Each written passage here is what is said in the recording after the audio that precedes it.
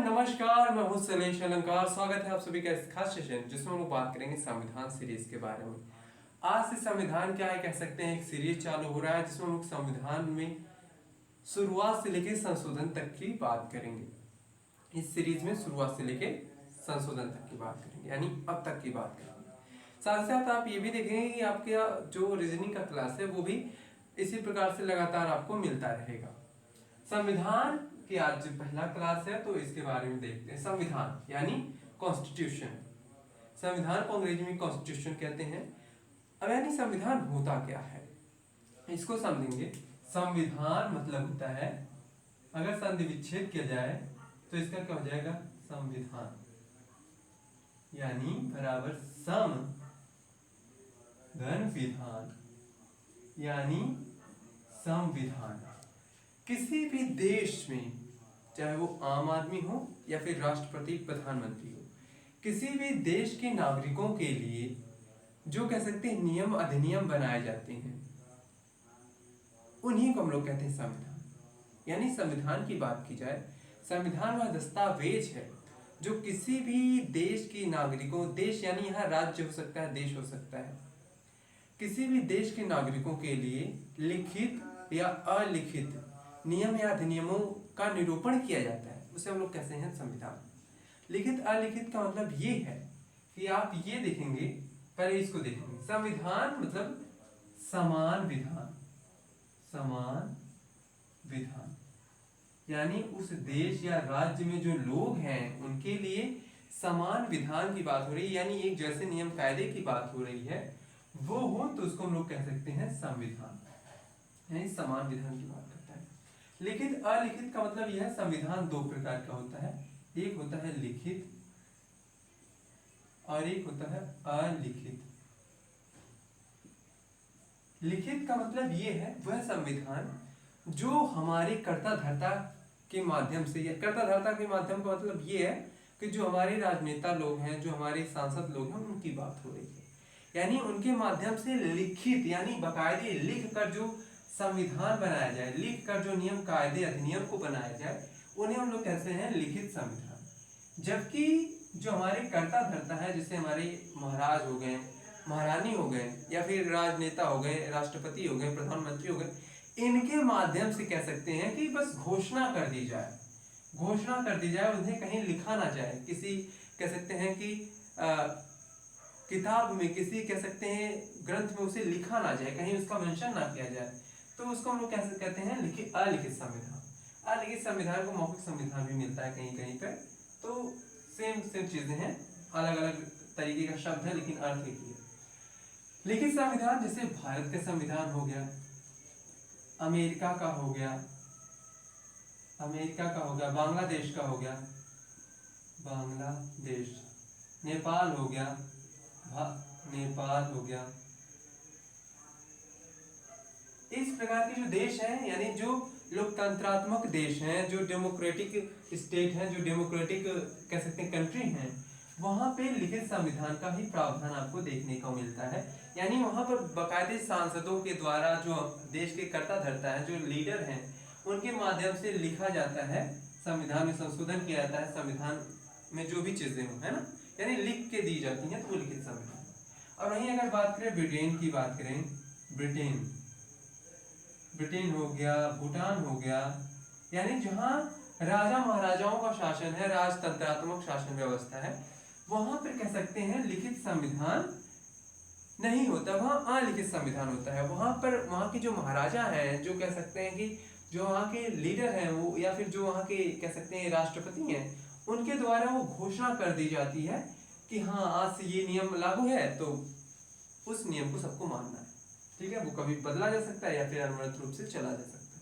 जबकि लिखित संविधान की बात करें तो इसे बदलने के लिए भी एक कह सकते हैं जो हमारे लीडर्स लोग हैं उनकी जरूरत पड़ेगी। जबकि अलिखित संविधान क्या है, जब मन में आया घोषणा कर दिया, जब मन में आया कह सकते हैं कि उसे वापस ले लिया, तो ये चीजें हैं।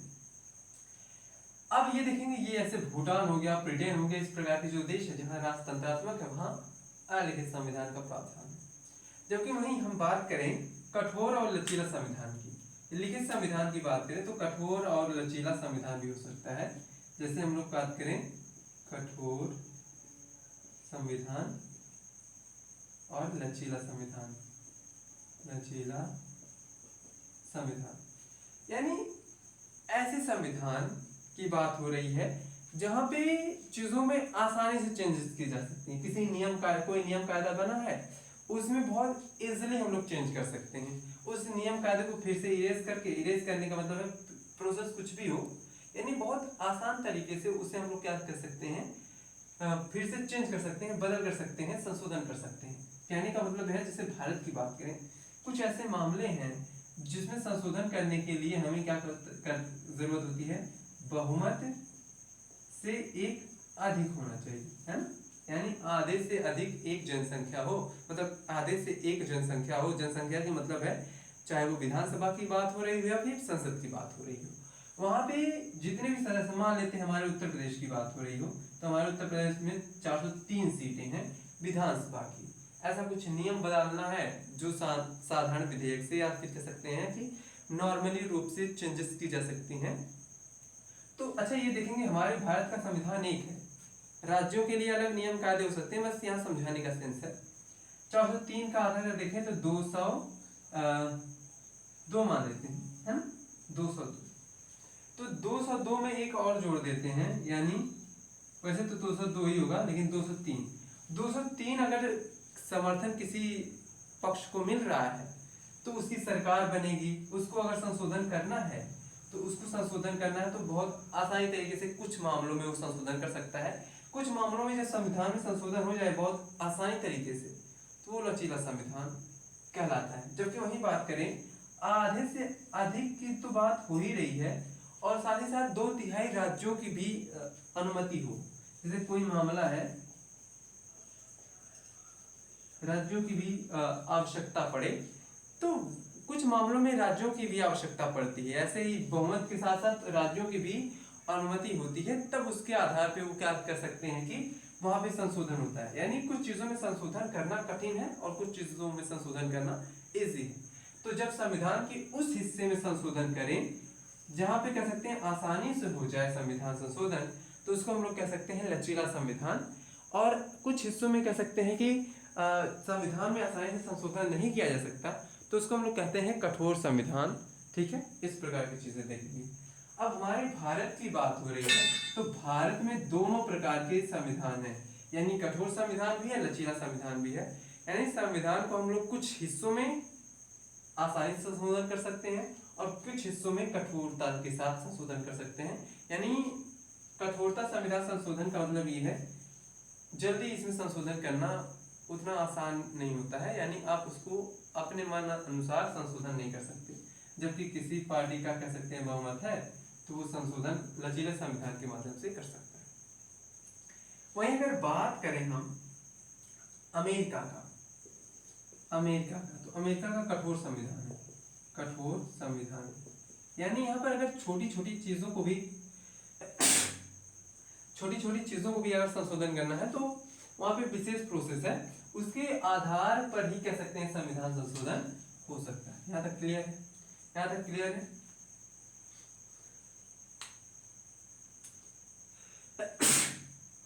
ठीक है, तो भारत का संविधान कैसा है? लिखित संविधान है। और अगर उसकी प्रकृति की बात करें तो कठोर भी है और लचीला भी है। जबकि अमेरिका का संविधान लिखित तो है लेकिन वो कठोर संविधान है। ठीक है, और ब्रिटेन का, भूटान का, वो तो भाई अलिखित संविधान, वहां की जो महारानी या महाराज जो कहते हैं वही चीज होती है। क्लियर है? अच्छा एक चीज और, ऐसा भी नहीं कि प्रशासन चलाने के लिए कुछ नियम कायदे नहीं है, कुछ तो लिखा हुआ होगा, लेकिन मेन तौर पे कह सकते हैं लिखित संविधान नहीं है, वहां पे अलिखित संविधान। ठीक है, चलिए आगे बढ़ते हैं। अब अपने भारत पर आते हैं।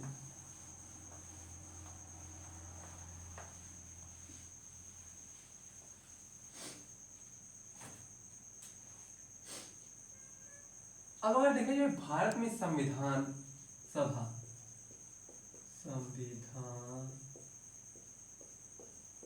की बात की जाए, यानी कॉन्स्टिट्यूएंट असेंबली,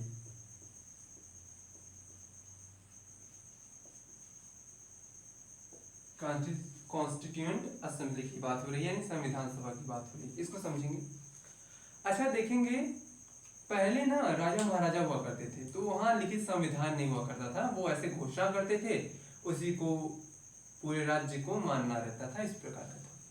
लेकिन जब हमारे यहाँ अंग्रेज आए, ठीक है, हमारे यहाँ अंग्रेज आए, अंग्रेज वैसे आए 1604 के बाद से उनका आना चालू हो गया था, ठीक है, लेकिन उनका जो प्रभाव है कह सकते हैं 1773 से देखने को मिलता है, उससे पहले भी कह सकते हैं, लेकिन ये हमले की जो कह सकते हैं बंगाल में हमला किए थे उसकी बात हो रही है, 1773 ईस्वी की बात हो रही है। 1773 ईस्वी में ही कह सकते हैं कि इनका प्रभाव देखने को मिलता है। तो जब ये बंगाल पे अपना अधिकार कर लिए अंग्रेजों ने, तो वहां पे अलग अलग नियम कायदे आते रहते थे सही समय समय पे, जैसे कह सकते हैं रेगुलेटिंग एक्ट आ गया, चार्टर एक्ट आ गया, इस प्रकार के एक्ट आया करते थे। वो इसलिए नहीं लिखवाया जा रहा क्योंकि वो हम लोग संविधान सभा से ही पढ़ेंगे, ये इम्पोर्टेंट है। कभी रेगुलेटिंग एक्ट आए, कभी चार्टर एक्ट आए, मतलब वहां के ब्रिटेन के संसद के द्वारा, ब्रिटेन के महारानी के द्वारा जो घोषणा पत्र भारत में लागू होता था, जो घोषणा पत्र भारत में चलता था, उसी को हम लोग कह सकते हैं रेगुलेटिंग एक्ट या चार्टर एक्ट, जो वहां के महारानी के द्वारा यहाँ पर लागू करने के लिए प्रावधान किए जाते थे, वही आके यहाँ इस राज्य में, इस देश में घोषणा कर दिया जाता था कि ऐसे ऐसे नियम है। यानी संविधान का जो विकास है वो 1773 ईस्वी से ही माना जाता है। लेकिन हम संविधान सभा की बात कर रहे हैं, यानी भारत में जो संविधान सभा है इसकी शुरुआत कब से होती है, ये चीजें आप देखेंगे, ठीक है।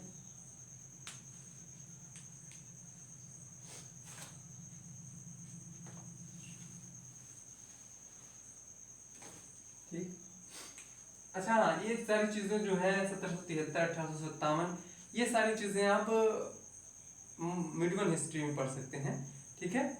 यानी मध्यकालीन इतिहास को लेकर हम लोग मॉडर्न हिस्ट्री चीजों में पढ़ सकते हैं, यानी मिडवन से लेके मॉडर्न हिस्ट्री के बीच की जो हिस्ट्री है उसको अगर पढ़ेंगे तो आप समझ में आ जाएगा वो सारी चीजें। अब यहाँ ये चीजें देखें, अगर संविधान सभा की बात करें तो संविधान सभा यानी कॉन्स्टिट्यूएंट असेंबली, इसकी मांग सबसे पहले किसने किया था, तो इसकी मांग की बात करें, मांग सबसे पहले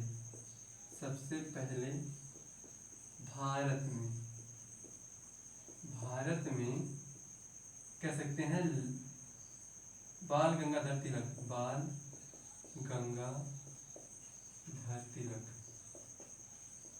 तिलक जी ने मांग किया था। कैसे मांग किया था, गृह स्वराज विधेयक के माध्यम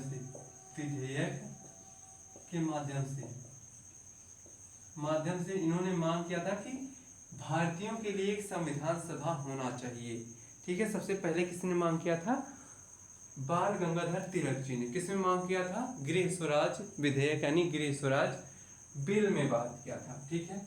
अच्छा एक चीज और देखेंगे, संविधान सभा, संविधान की बात करें तो संविधान जो है, ये जो शब्द है वो सबसे पहले किसने दिया था, यानी जो शब्द है इसको सबसे पहले की बात करें तो सर हेनरी मेन, यानी ये ब्रिटेन के थे, इन्होंने संविधान शब्द की कह सकते हैं कि सबसे पहले बात किया था, यानी संविधान होता क्या है, सर हेनरी मेन ने इसकी बात की थी। संविधान सभा की बात नहीं, संविधान की बात कर रहे हैं, यानी संविधान शब्द का सबसे पहले जो बात है वो सर हेनरी मैन के द्वारा कहा गया, ठीक है। जबकि अगर बात करें संविधान के पिता की बात करें, संविधान के पिता की बात हुई, भारतीय संविधान है, किसी और देश की बात नहीं हो रही है, यहाँ पर बात हो रही है संविधान के पिता, चाहे वो किसी भी देश की। संविधान के पिता की बात करें तो इनका नाम याद नहीं आ रहा है, क्या नाम है याद नहीं आ रहा है, मेडिसन करके ऐसे नाम था, मेडिसन, आगे का नाम याद नहीं आ रहा है, कल के सेशन में बता दूंगा मैं। यानी जो संविधान के पिता है वो कुछ ऐसे मेडिसन करके, John Madison, James Madison. James Madison थे, कह सकते हैं संविधान के पिता, और इन्हें ही कह सकते हैं अमेरिका के संविधान का पिता। अमेरिका के संविधान का पिता भी कहते हैं, ठीक है, अमेरिका के संविधान का पिता भी कहते हैं। संविधान के पिता की बात की जाए तो भी हम लोग जेम्स मेडिसन की बात करेंगे, और अमेरिका के संविधान के पिता की बात की जाए, यानी अमेरिका के जो संविधान का जनक है वो कौन है? जेम्स मेडिसन, ठीक है। और अगर इसे ऐसे पूछ लिया जाए संविधान का पिता किसको कहते हैं तो जेम्स मेडिसन को, ठीक है, एडिसन नहीं, वो मेडिसन है। अब अगर बात करें भारतीय संविधान का पिता, भारतीय संविधान का पिता, संविधान का पिता, भारतीय संविधान का पिता की बात करें तो इनको कहते हैं डॉक्टर भीमराव अंबेडकर। डॉक्टर भीमराव अंबेडकर, अंबेडकर, ठीक है। डॉक्टर भीमराव अंबेडकर भारतीय संविधान के पिता है, जबकि संविधान का पिता जेम्स मेडिसन है, और जेम्स मेडिसन ही कह सकते हैं कि अमेरिका के संविधान के पिता है, ठीक है। सबसे पहले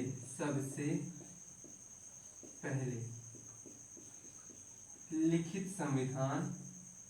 संविधान की बात करें, लिखित संविधान अमेरिका का है। क्या है? अमेरिका, यानी अमेरिका का संविधान सबसे पहले लिखा गया 1789, ठीक है, 1789 में अमेरिका का संविधान लिखा गया। इस बात को आप ध्यान में रखेंगे, इतने में अमेरिका का संविधान लिखा गया। सबसे पहले कह सकते हैं दुनिया का सबसे पहला लिखित संविधान अमेरिका का है, जबकि दुनिया का सबसे बड़ा, दुनिया, अच्छा ये देखेंगे दुनिया का सबसे छोटा भी है, ये छोटा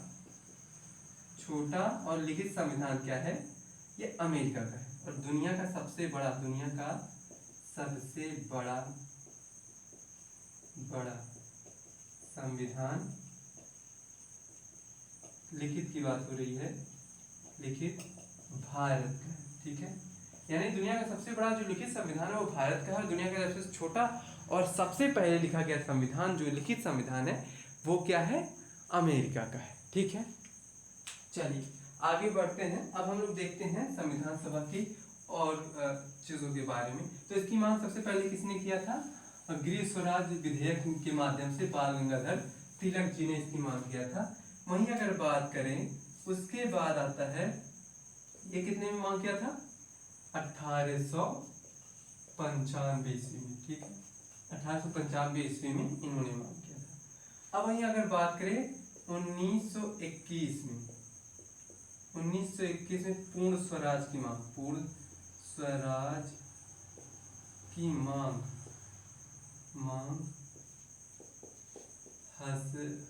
हजरत मोहानी के द्वारा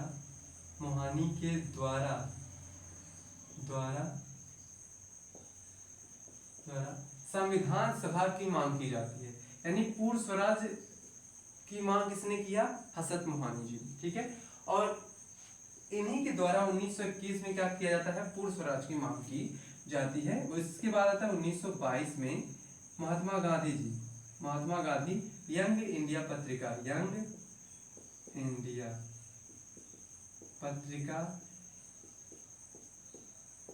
में कहते हैं कि भारतीय संविधान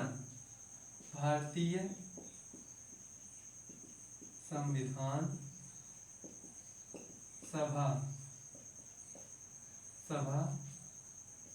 भारतीयों के द्वारा बनाई जाएगी, भारतीयों के द्वारा बनाई